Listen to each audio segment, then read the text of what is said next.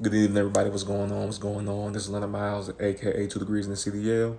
And you already know how we do. We come live with the news, the good, the bad, and the ugly. And this was definitely as bad and ugly. I heard a little bit about this news about a week or so ago about a driver getting into an accident in Colorado who he didn't have his CDL at all. But we'll go ahead and get right into it because they're holding the company liable as well as they should. They're holding them accountable. But let's go ahead and get right into it. California Trucking Company ordered to seize operations following Colorado crash that killed one. The Federal Motor Carrier Safety Administration has declared the California Trucking Company an imminent hazard to public safety following the fatal six-vehicle crash in Colorado last month.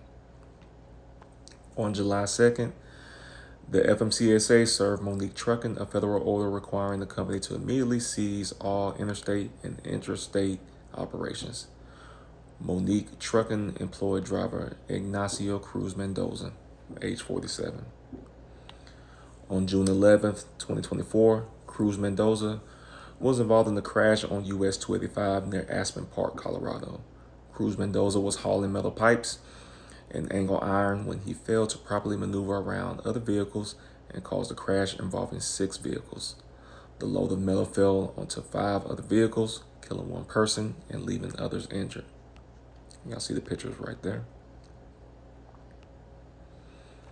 FMCSA investigators conducted a post-crash investigation into the company, which revealed that leadership of Monique Trucking demonstrated a lack of knowledge of safety regulations despite receiving multiple roadside violations in the 2 years preceding the June 11th crash. Additionally, the FMCSA concluded that Monique Trucking is egregiously non-compliant with the Federal Motor Carrier Safety Regulations and has been cited with numerous serious violations of the FMCSRs in an investigation and in roadside inspections. Specifically, Monique Trucking failed to have in place a controlled substance and alcohol use testing program and was not registered in the FMCSA Drug and Alcohol Clearinghouse, failed to ensure that the driver employed met commercial driver's license standards, failed to comply with hours of service of drivers' requirements, and failed to comply with the vehicle maintenance and inspection standards. FMCSA has concluded that Monique Trucking lacks safety management controls to ensure that its drivers are qualified to operate its CMVs, that its drivers operate its CMVs safely, or that its CMVs are in safe operating condition, the agency stated. So let's just go back, right here to this paragraph, and I'll read it again.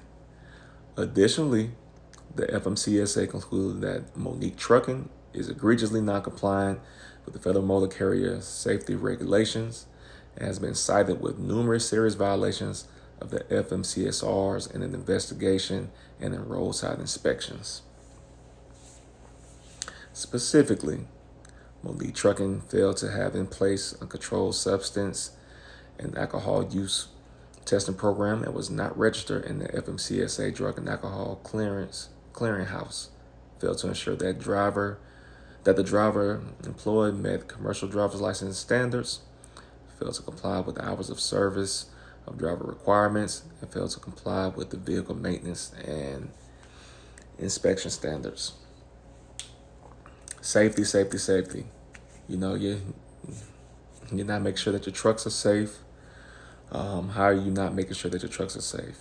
When you're put out of service, you may get some patch-up work done, just to leave the way station, when DOT pull you over, but you still never address the issue of getting your vehicle repaired. You just continue to drive, maybe until you get to the next way station, you get shut down again.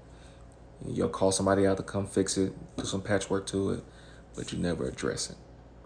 You just continue to patch it up. And all that's going to do is just get worse and worse. The controlled substance and alcohol use testing program, and you're not registered, in the clearinghouse. That's a big no-no. Um, yeah, that's just no, that's self-explanatory right there. And of course, it would come down to a lot of these companies, these not everybody, but some of these owner operator companies are continuing to hire drivers that may have had CDLs, but they don't have them anymore. And here it is again, you know, continuing to put people behind the wheel. If you lost your license, you know, get them back if you can. If you lost them, then they're lost. That's something that you have to, you know, take responsibility for. You did something that you weren't supposed to be doing and you jeopardized your CDL. Don't get behind the wheel, but that's too much like right. But we know that happens. Case in point, what's going on here? Hours of service. 11 hours of drive during the daytime. 14 hours altogether as far as on duty time. So you got 11 hours of driving time, 14 hours of on duty time. We all know you got to take a break after 8 hours. The same stuff. Do people manipulate the ELDs? Of course. Case in point, what's going on here? This is what's going on here. It failed to comply with the vehicle maintenance and inspection, annual DOT inspections, preventive maintenance, getting that stuff done regularly, checking for tires, the brakes. Like I said, if you're getting this stuff done, if you're getting your PMs done and you're getting the annual DOT inspections, depending on who you're going to, they're going to let you know exactly what you need. Your driver should be able to go out there and look, if they're doing their pre-trip and post-trip. And if you see something that's out of place, report it. Just report it. What else? And now they're shutting down. I'm pretty sure they're going to be held liable. I'm pretty sure there's going to be a lawsuit, by the victims, in that accident in Colorado. And like I said, the one life that was lost, accountability will be served. It will be served. So just make sure that you all are out there, owner operators who are operating small businesses. Just make sure you're doing the right thing. Make sure that your equipment is up to par. Make sure that your drivers are doing what they're supposed to do. Make sure your drivers are, number one, qualified to drive. Make sure they have a CDL that is valid, that is active. Keep your vehicles, in the best shape as possible. It costs to be in this industry. If you're not willing to pay the price, to stay in this industry, then get out of it. Simple as put.